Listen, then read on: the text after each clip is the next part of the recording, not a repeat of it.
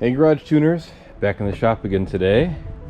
I got some parts from the Amazon ferry, which is great. Should be able to finish off my intake system here. Should be able to finish off my coolant system down there, which is really cool. Annoyingly, I had a gasket that I was going to install underneath my thermostat housing, and I've been looking all over. I don't know what, I must have eaten it or something. I had it sitting out ready to go, and nope, I'm an idiot. It's right there. The one place I didn't look. All right, so I'm gonna pull the thermostat housing off. Let me put this horrible mess over here. I'm gonna pull the upper radiator hose off here, just so I can get easier access to it. I'll put that gasket on, and then we'll get the lower radiator hose going. That'll finish off that system, and I'm super excited about that. I also got some new GoPro mounts, so hopefully I can put you in places that allow you to see a little bit better.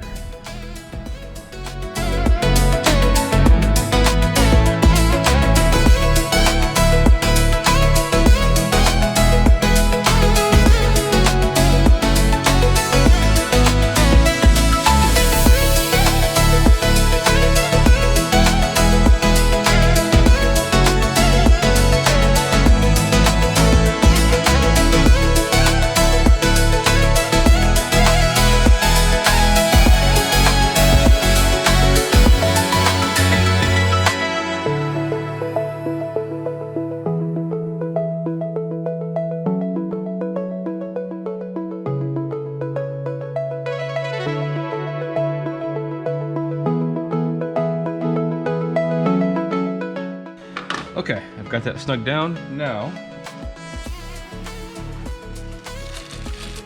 I picked this guy up. And this is a 45 millimeter to, or 40 millimeter to 35 millimeter. So it should go around this and be the same diameter as my existing pipe that I got. Your hose, this one. So this will go on first, like so. And it does perfectly. Good. And then I've got this guy. And now, I just need a bit of this guy.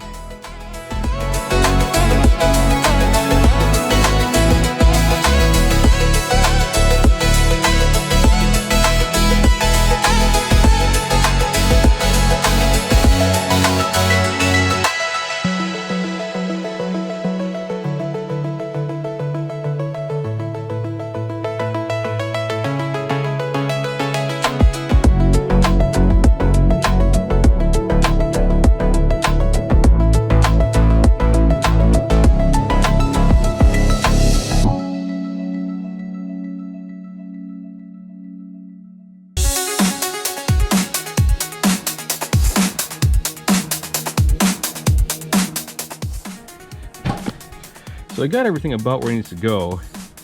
I just need to kind of get that thing on there, and it's in a tricky place. So I'm gonna work at that, and I will turn you back on when it's done.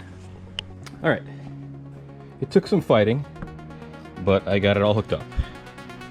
So it's 35 mil to there, 35 mil to this little extension pipe, this aluminum extension pipe, into this guy. This expands it out to 40 mil. Hose clamps on all four, tighten down good and tight. It looks pretty darn good, actually. So I think I'm okay here. I'm gonna get the top one hooked back up again.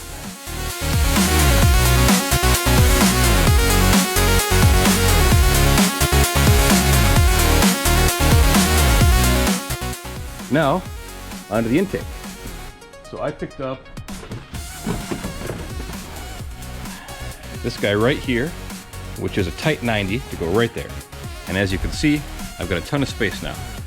That is gonna go into this, and on this side will be my air filter. I'm not gonna show the air filter just yet because you'll see. It's funny, but get this part hooked up first.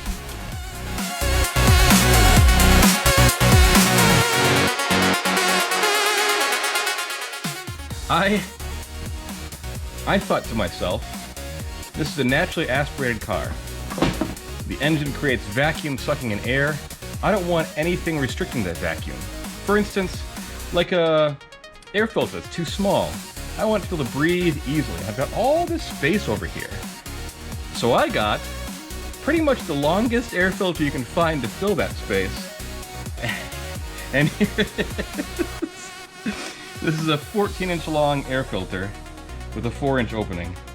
So it should not create any restrictions.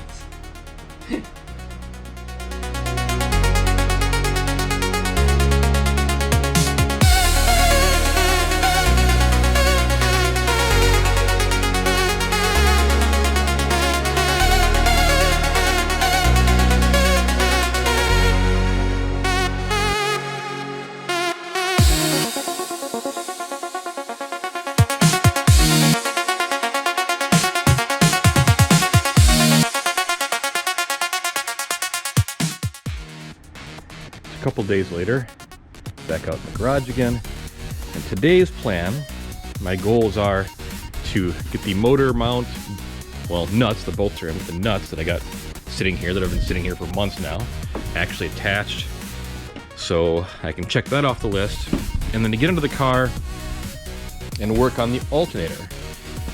Whatever. There we go. So the LS alternator has got this black plastic cap on the back. At least the one that I ordered does. And I don't know if this is just protection for shipping or if it's supposed to be on there. All I've got exposed in the back is one bolt that I assume is for the positive cable. It has a little rubber plug in this, it's a Delphi connector female receptacle there. So I just don't know. I don't know what I don't know. So I'm going to try and get that back piece off. There is a cut engine ground that is kind of preventing me from getting to it. So I'm going to take that off. The second engine ground I'm going to take off that was cut by the junkyard. Get that back plate off and then figure out what needs to be wired to the back of it. If it is just that positive cable in this Delphi connector to send the signal to charge, then rock on. But I can't imagine this is supposed to be on here, because I have it half off right now, but when it's all the way on, you can shake it and it rattles. And so I can't imagine it's supposed to be there just rattling for eternity. So anyway, that's my goal. Motor mounts, alternator wired up, and then whatever else I get done, great.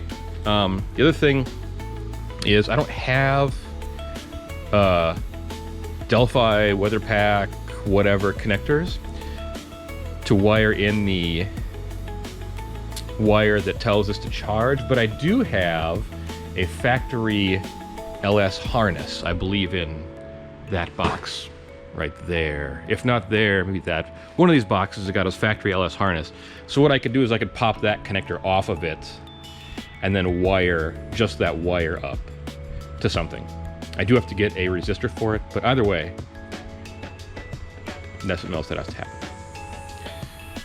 I will probably also wire these guys in, and maybe these smaller wires here, just because it's easy, and I could check that off. Alright, well, looking at this, I think we can pretty safely say that this plastic cap is definitely supposed to stay on. It does have this big, like this big entrance in the bottom. It goes on like this, and I think the positive, the charging wire goes through that hole there, but like, what's this big tube for? It spits it out right on top of this panel here, but I don't see any real interface on that. So I don't really know what that's for.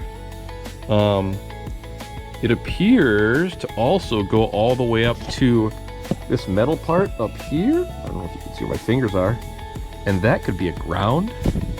So if that's the ground, then okay, I can understand this thing having this big kind of exit hole in the butt right here. So it would just go to the actual body of this. So I'm going to assume that's the ground, and I will create some sort of wire to go from that out the butt here to the block, and then a second wire to go from the block to the chassis somewhere. Yeah. On closer inspection, this is that, I don't know, that grounding area. So I don't even have to take this thing off to get to it. It does rattle, and that's kind of annoying, but we'll see. Either way, it looks like there was a ground here previously, so I'm gonna take that off as well. And maybe I can make a little cable to go for, it'll probably be too hard to go from here to here with any reasonable size gauge wire, but either way, I'm gonna ground from here and then positive from the other one down somewhere over to our positive battery terminal here.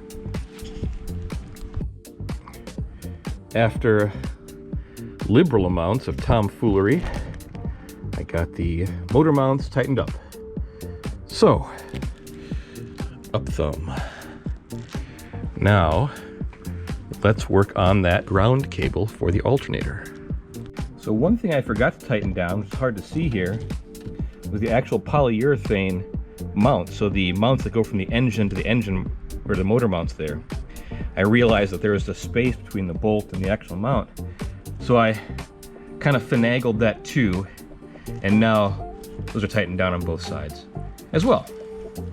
It's hard to see, but the stock ground goes from the battery negative to the chassis here, and then it continues on to the engine here. But this wire is severely damaged and cracked. So I'm gonna pull it off of here, and I'll make two different wires. One that goes from the negative terminal to the chassis, and one that goes from the negative terminal to the block. So it's an extra step rather than just this one funky one, but it'll be, I don't know. I'm not gonna say cleaner, because one is obviously cleaner than two, but I'll like it better. It'll piss me off less.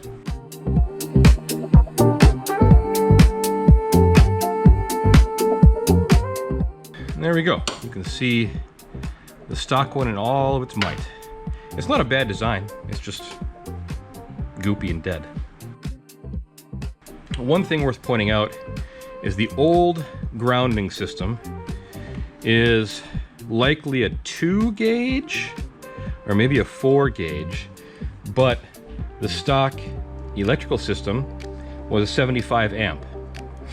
The new one is 175. So we're gonna upgrade from 2 gauge to, you can call it 1/0 or 0 wire, which means a single zero wire. All right, first cable made. This is gonna go from the chassis to the battery itself.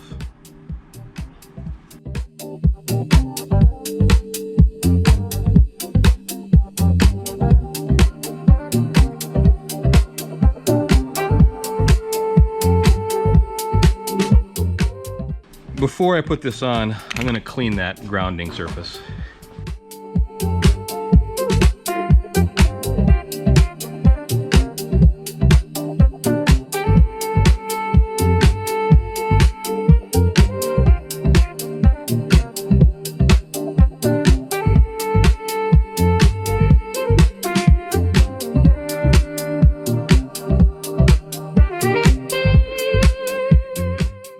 Chassis ground is done. Now I need something for an engine ground. There's plenty of places to ground the engine over here, so maybe I'll kind of follow that same path down and grab the block right here, or the head right here. Down there would be a bit more sneaky.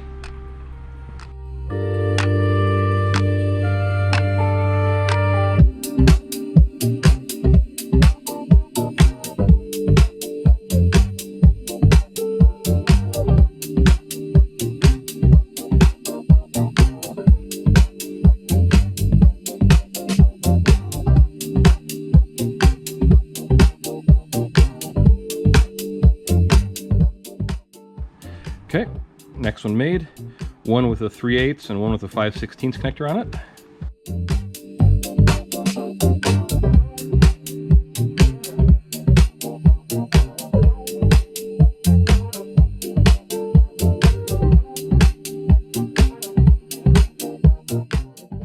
So, ground to chassis, ground to engine. Excellent. That is wonderful progress. let's go over to the other side here a second. Now I need something that goes from alternator to somewhere on the chassis.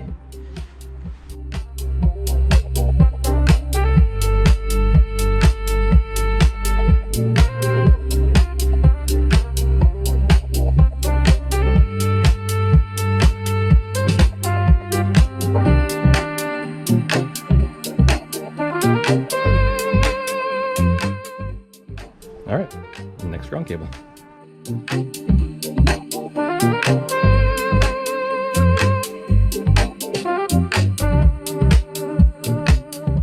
So now I've got ground from the alternator to the chassis. Now this is kind of redundant because if we're grounding to the alternator body here, the alternator body is technically already grounded through the mount. So it's kind of redundant ground, but there's no harm in having extra grounds. So that's from the chassis ground over here to the battery, and from the alternator body to the battery, engine ground. Yeah, so that's a good solid ground. We've got 0 ohms resistance all the way from here to the battery negative. So that's awesome. On a bit smaller of a scale now, I'm going to work on the grounds that go to the coil packs. I'll also do the hot wires here.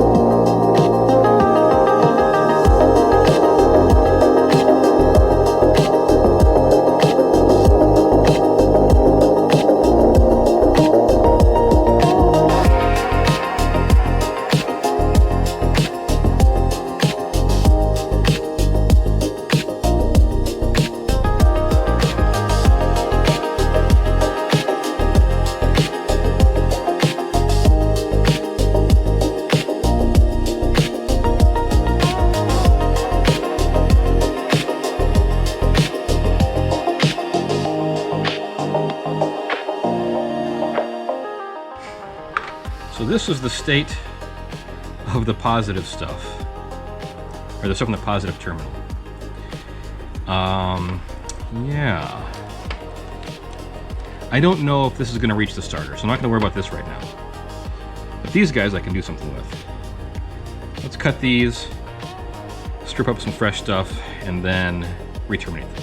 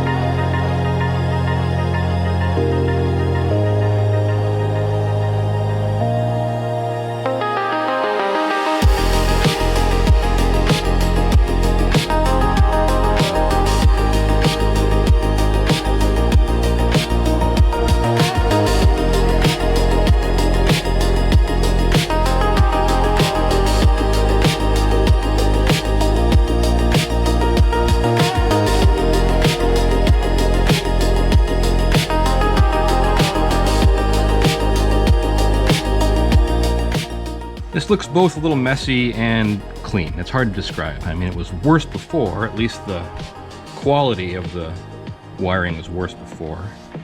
Now it should be considerably better. Not sure if I can easily get to this guy or not. Yeah, it should be okay.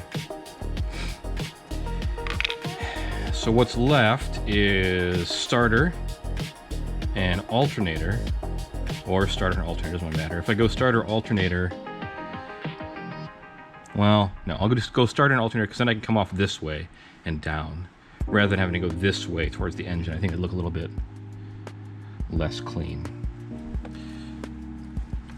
But I mean, ugh, yuck. What sucks is I've got to cut this shorter. So I don't know, I'm going to plan on running a new wire for the starter. Just going to plan on that, because this is not great.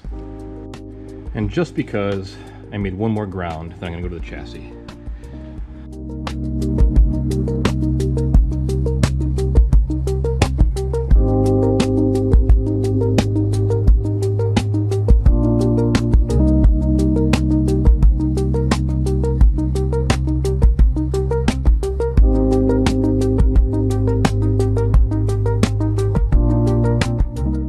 Now I've got 2 chassis grounds and technically 2 engine grounds. One from here to the engine and one from the starter to the chassis.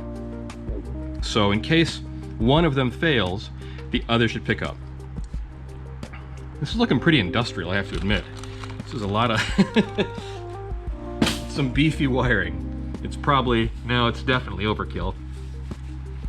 But I'd rather be overkill than not running enough or appropriate wiring. I think that's where I'm going to end this video today.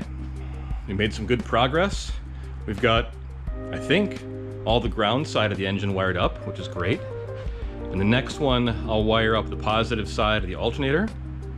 Hopefully the wire that tells the alternator to charge, as well as the wire for the starter. At which point we could turn the car over and prime the oil system, which is kind of cool. Let me know if you like the current format of the videos, or if you have any suggestions. If you like the music, if you hate the music, if you like how I'm editing things, whatever. Let me know what you think. I'd appreciate it. Otherwise, if you like this kind of content, or want to watch me build stuff like the LS240, or the FD, or the Skyline back here, or one of the other 5 cars that I have sitting in my yard, please be so kind as to subscribe down below. If you like it, give it a thumbs up. If you hate it, let me know, give it a thumbs down. And leave a comment if you have any suggestions. Thank you all so much for watching, and remember to get out in the garage and put a couple hours into your project.